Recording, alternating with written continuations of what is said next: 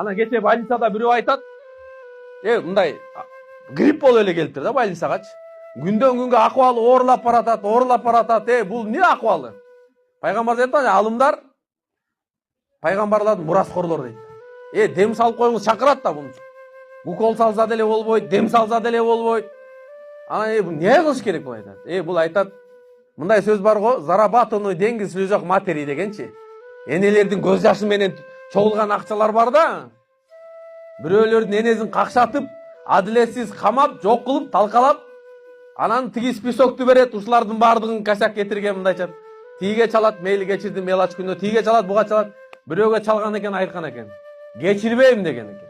Мен дуа кылып атам. Кыйналып атабы дейт, мен дуа кылып. Мен ушундай дуа кылып атам, эненин дуасы ушундай кабыл болот. Кандай менин баламдын жашоосун талкалагандай, кандай менин баламды ушундай кыйынчылыкка алып келгендей, баламды мен жан дүйнөсүн жакыр кылып жок кылгандай, ошондой кылып өзүнү ошондой сакка кылып алып келмейинче, Аллахым жанын алба деп мен буга дуа кылып атам дейт.